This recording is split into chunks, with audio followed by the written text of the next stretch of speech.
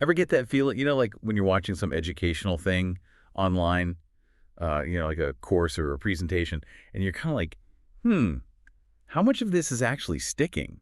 It's like, yeah, the info's flowing, but am I really absorbing it? Ever been there? Like Yeah. watching it all go by and wondering how much you're actually learning. Oh, yeah, totally. I mean, that's such a key question, Mm. especially these days with, so much learning happening on screens and all. Right, exactly. Well, that's exactly what we're going to dive deep into today. This whole idea of vicarious learning in like Hmm. computer-based instruction, Hmm. basically learning by just watching without, actually doing anything. Right. Our goal here is to, figure out the best ways for you to get the absolute most out of those kinds of digital learning experiences. Yeah. And to help guide us, we're going to be digging into some pretty fascinating research from educational psychology. Okay. We're focusing specifically on this study called Promoting Constructive Activities That Support Vicarious Learning During Computer-Based Instruction by Golson and Craig. It was published back in 2006. Okay. And it really gets into how the design of digital learning stuff can have a huge impact on what you learn, even when you're mostly just observing. So it's not just about like passively hoping that something sinks in, right? We want to like uncover some actionable insights, Mm-hmm. and maybe even surprise you with how your mind can like actively build understanding even when you're just watching. Exactly. Cool. Okay, so let's unpack this a bit. What exactly do we mean by vicarious learning, in this context? So, in simple terms, vicarious learning, as defined by Mayer and Chandler, is basically gaining knowledge without being directly addressed or physically interacting with the material. Okay. So, think like watching a tutorial video or a recorded lecture. You're not clicking buttons or typing answers or anything. Right. It's that kind of learning we're talking about. Okay, got it. So it's like learning through pure observation. Exactly. This isn't like a totally brand new idea in psychology, though, right? Yeah. Oh, no, not at all. The roots go way back to Albert Bandura's work on observational learning and social learning, back in the mid 20th century. Mm-hmm. You might remember those studies about how kids can learn behaviors just by watching others. Right. Yeah. So what's really interesting for us, in this conversation is how researchers have taken that basic idea and applied it to how we learn from computers, Okay. especially when you, the learner, don't have any control over the pace or the flow of the information. So we're not talking about like self-paced online courses here. Exactly. Those are a different thing. Okay, got it. We're focusing on those more linear experiences then. Yeah. Like those multimedia presentations, where information comes through visuals and audio and you're kind of just along for the ride. Exactly. Okay, cool. So to really understand how to like maximize learning in these situations, we got to dig into what's happening in your mind as you're observing. Right. This brings us to that whole concept of constructivism and, the role of schemas, Yes. schema theory. Uh, what's the gist of that? So basically, schema theory says you don't just passively absorb information. Mm-hmm. Instead, your brain actively organizes knowledge into these internal frameworks called schemas. Think of a schema as a mental structure, a way your brain organizes info about a certain topic or an event or an action. Mm-hmm. These schemas help you understand the world, and they guide how you interpret new experiences. So for me, that means like every time I encounter new info online, my brain's trying to connect it to what I already know. Exactly. Yeah, and well-designed learning experiences will actually help you make those connections. Okay, so it's like having mental blueprints for different things. Yeah, that's a great way to think about it. And, they're not fixed, these blueprints. Yeah. Frederick Bartlett's work showed that when you encounter new information, your existing schemas get activated. Hmm. If the new info is relevant and makes sense, it can actually get integrated into your existing schemas and even change them. Huh. So your mental blueprints are constantly being updated based on what you observe. Precisely. Yeah, it's a Right. dynamic process. That makes a lot of sense. So like when I'm watching something educational, my brain is trying to fit it into my existing understanding. And if it fits well enough, my understanding like actually evolves. Exactly. And this all ties into cognitive constructivism, right? Yeah, exactly. Okay, so what's that all about? So cognitive constructivism emphasizes that you, the learner, you actively build your own knowledge through your mental activities. Okay. It's not about the technology or the instructor just directly like putting information into your head. Right. You're interpreting, you're reasoning, you're reflecting on what you experience. Okay. The technology and the instruction, they provide support, but the actual knowledge creation that's happening within you. So it's like I'm constructing my own mental understanding as I watch. Exactly. But does that mean any interpretation is valid? That's a crucial point. Constructivism doesn't mean that all knowledge you construct is equally valid. You know, your understanding is constantly being tested by how well it fits within the broader understanding of others in that field. Okay, yeah. And it's important to remember that you can sometimes construct like incorrect understandings. Mm-hmm. That's why structured content and what Vygotsky called cognitive scaffolding are so important Okay. to kind of guide your learning towards a shared understanding. Cognitive scaffolding, that sounds like, Yeah. the support system that helps bridge the gap between just observing and actually learning effectively. Yeah, exactly. So what are some specific strategies that fall under this, especially for vicarious learning? So one really influential perspective comes from Richard Mayer's cognitive theory of multimedia learning. Okay. Now, while Mayer's theory wasn't specifically designed for vicarious learning, a lot of the research supporting it comes from studying people in those more passive viewing situations. Right. His theory is built on 3 key ideas about how your mind processes multimedia. Okay. There's dual channel processing, Mm-hmm. limited processing capacity, and active processing, which we already talked about with constructivism. Okay, so dual channels, that's the idea that we process visual and auditory information through separate pathways. Exactly. And limited capacity means we can only hold so much information in our working memory at any one time. Precisely. Got it. So Mayer outlines several key instructional design principles based on these ideas, and these can really help your learning during vicarious experiences. Okay, cool. So let's hear about some of those principles. Okay, so the first is the modality principle, which basically suggests that using both auditory and visual channels to present information can actually increase your working memory capacity compared to just using one. Oh, interesting. So it's like spreading the mental workload. Yeah, you could think of it that way. Okay, what else? What's another key principle? The second one is the temporal contiguity principle. Okay. And this means that when you're presenting related visual information, like an animation, any corresponding audio, like a narration, should be presented at the same time rather than one after the other. This helps your brain connect the two more easily. Got it. So keeping that related information close together in time. Exactly. Okay, now what about spatial contiguity? I think I remember that one. Right. So the spatial contiguity principle says that if you're using text along with diagrams or pictures, the text should be placed within the visual display close to the part it's describing rather than in a separate location. Okay. And this avoids what's known as the split attention effect, which is where you have to mentally integrate information from different places. Right. And that can be mentally demanding, and it makes learning harder. Yeah, you know how frustrating it is when an online tutorial is like jumping all over the place? Yeah. I think this is why that makes learning so much harder. Exactly. It makes it harder to connect the dots. Yeah, totally. Having to like look back and forth between text at the bottom and a diagram at the top, it's so distracting. It breaks your flow. Yeah. Okay, so what are the last couple of principles? All right, so we have the coherence principle, which is all about keeping things focused. So when you're explaining a sequence, for example, the information should be presented in that order without including any unnecessary or irrelevant details that can clutter your working memory. Okay, so like no tangents. Right, exactly. Keep it streamlined. Got it. And what about redundancy? Right, so the redundancy principle suggests that presenting the same information in multiple formats can actually hinder learning. So less is more. In a way, yes, because it's about avoiding overload. Okay, so like if there's on-screen text Yeah. and then a narration that reads that exact same text, that can be too much. Exactly. It overloads your working memory as you try to process the same thing twice.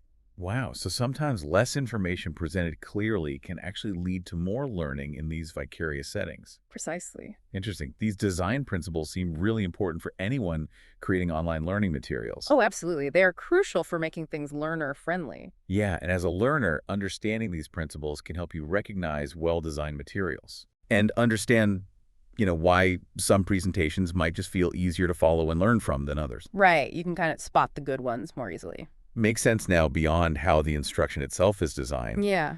Are there also mental activities that I can do even as a passive observer to like boost my learning? Yes. Absolutely. And one of the most powerful is self-explanation. Self-explanation. Mhm. Okay. How does that work if I'm just watching something? How can I actively explain it? Well, the idea is that you engage in the process mentally. So even if you're not speaking out loud or writing anything down, you can still be actively trying to make sense of the material by explaining it to yourself in your own words, Okay. connecting it to what you already know. Huh. Interesting. Is there research to back this up? Oh, yeah, there's a really significant self-explanation effect that research has shown. Tell me more about that. Okay, so a classic study by Chi and colleagues looked at college students learning physics, and they found that students who generated more self-explanations as they studied worked out examples ended up being much better at solving new related problems. Wow. So they were actually explaining out loud what they understood from each step. Exactly, and they saw a big difference in success rates. That's pretty impressive. And this wasn't just limited to physics, right? No, not at all. This effect has been seen in all sorts of areas, from learning to code to understanding science concepts and even solving math problems. Wow. So across the board. Pretty much, yeah. And it's not just about passively hearing explanations either. Right. Research has shown that students who generate their own detailed explanations learn more effectively than those who just receive them. That makes sense. It highlights the active role you need to take in learning, even when it feels passive. Exactly. So how can I apply this to vicarious learning? If I'm watching a video, should I just be constantly asking myself, what does this mean? Yeah, that's a great approach. And actually, Chi and her team did a study with younger students learning about the circulatory system, Okay. where they prompted students to explain each sentence as they read it. Huh. And even these simple prompts made a real difference in how much the students learned. So just the act of prompting myself to explain, even briefly and silently, can be beneficial. Yeah, exactly. It gets those mental gears turning. Interesting. Now, are there certain kinds of self-explanations that are more helpful than others? That's a good question. Research suggests that the most effective self-explanations often involve making connections between the new information and what you already know, Okay. or to information that was presented earlier. Got it. So like linking explanations. Exactly. And these kinds of linking explanations seem to lead to a deeper understanding. Makes sense. Researchers like Chi, they've proposed that self-explanation helps you notice when there's a gap between your current understanding and what's being presented. Right. And that then pushes you to update your understanding. Yeah, it forces you to reconcile those differences. Interesting. And that fits nicely with the idea of schemas we talked about earlier.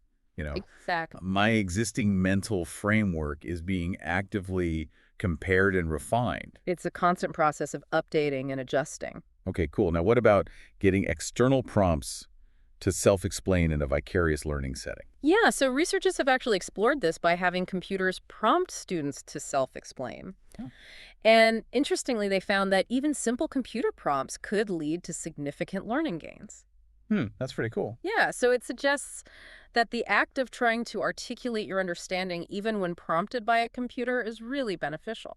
So even if it feels a little artificial, it still works. It seems that way, yeah. The key takeaway here is that actively trying to connect new information with what you already know, even when watching passively, is crucial for deeper learning. Precisely. This is really encouraging. Yeah. Even in a seemingly passive viewing situation, actively engaging in self-explanation can significantly boost my learning. It's a powerful tool. Yeah, for sure. Now, is there another mental strategy I can use? Absolutely. Another really important one is question asking, Okay. or in a vicarious setting, mentally generating questions. Got it.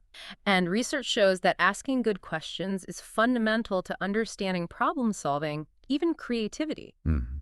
It helps improve learning and memory. But we all know that people don't always ask a lot of in-depth questions, especially when they're just watching something. That's true. It's a common observation. Right. However, the good news is that you can be prompted to think more deeply and generate those kinds of questions. Even when you're in a more passive learning situation. Exactly. Okay, I'm intrigued. How can that be done?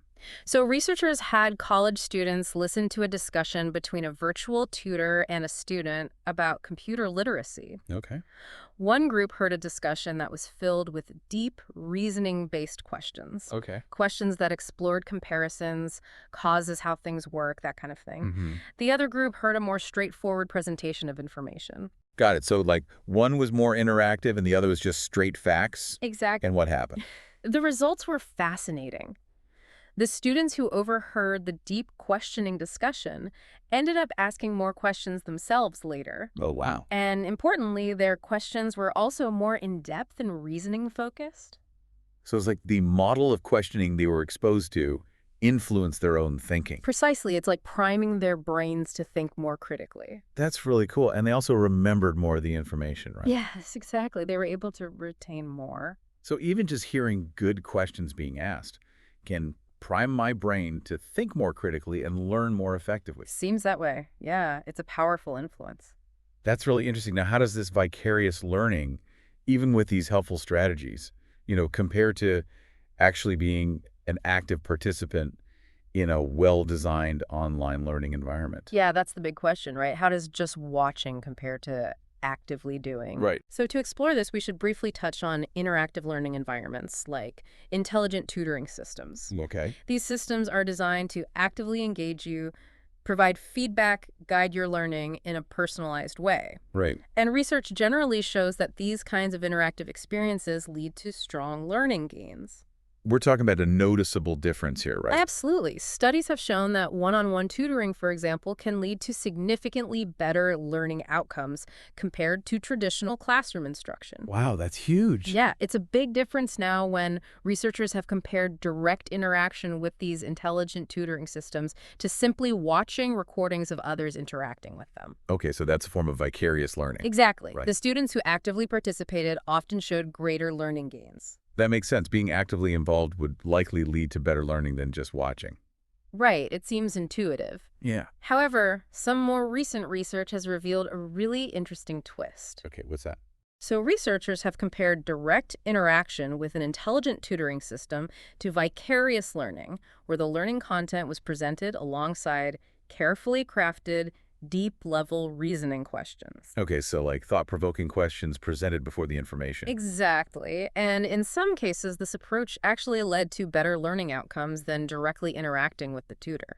Wait, so just being presented with the right kind of questions beforehand can actually be more effective than actively engaging with a tutor? That's what the research suggests. That's kind of mind-blowing. It is pretty surprising. Yeah, what do you think makes those questions so potent in that context? It seems that those deep-level questions are really effective at activating your existing knowledge, Okay. prompting you to think critically about the topic even before you're presented with the new information. They help you identify what you already know and perhaps where there are gaps in your understanding, Okay. preparing you to process the new information more effectively. So it's like your brain is primed to look for answers to those questions as you watch or listen. Precisely, it sets you up for deeper engagement. That's a really surprising finding and has significant implications for how we design online learning experiences. Absolutely, it challenges our assumptions. Yeah, for sure. Now, what about in more technical subjects like physics? So research in that area is still ongoing. Okay. But initial findings suggest that learning gains in physics can be comparable between students who actively interact with a tutoring system and those who are in a vicarious learning situation where they are regularly presented with those deep-level reasoning questions. Huh. Interesting. So even in a complex subject like physics, those questions can make a difference. It seems that way, yeah. And these learning gains are even being compared to what experienced physics instructors can achieve through traditional tutoring. Wow. So we're not just talking about a small effect here. No, it seems to be pretty significant. This is really fascinating. Yeah. It seems like the way information is structured and the mental prompts it provides, even in a vicarious setting, can be incredibly powerful. It really highlights the importance of how we present information and how we encourage learners to actively engage with it. Right. So to wrap up our deep dive, what are the key takeaways, for our listener as they navigate the world of online learning? I think the main message is that even when you're in a seemingly passive role in a digital learning environment, your mind is actively working. Right. Effective vicarious learning isn't just about passively receiving information, it's about actively constructing your understanding. So you're not just a sponge. Exactly. You're an active builder. Okay. And keep in mind those multimedia design principles we discussed. Right. They can help you identify well-structured learning experiences. Like red flags for bad design. Yeah, exactly. Okay, good to know. And actively try to explain the material to yourself, even silently, as this can really deepen your understanding. Right, like using that self-explanation technique. Yeah. Precisely. And perhaps most surprisingly, Be aware of the power of questions. Yeah, those questions were a real surprise. Yeah, they can be really powerful even if you're not the one asking them out loud. Mm-hmm. Mentally engaging with deep-level reasoning questions as you learn can be a real effective way to boost your comprehension. Sometimes even more so than direct interaction, which is wild. I know it's a bit counterintuitive, It is. but it seems that those well-crafted questions act like mental breadcrumbs, guiding your brain to make important connections and build a stronger understanding. I like that analogy. It's all about making those connections. Yeah, so as you encounter different online learning experiences, remember that your mind is capable of deep engagement, even as an observer. Absolutely. The key seems to be whether the material prompts you even indirectly to think deeply Yes. and ask those why and how questions, even if only to yourself. Oh, precisely. Awesome. Well, that's all the time we have for today, but I hope this has given you, a new way to think about how you learn best in digital environments, Me too. encouraging you to be more aware of both the design of the learning experience and your own internal thought processes. It's about taking control of your learning. Exactly. And by understanding these principles, you can become a more effective learner in the digital age, Absolutely. turning potentially passive moments into active knowledge acquisition. That's the goal. Awesome. Well, thanks for joining us, and we'll see you next time. See you then.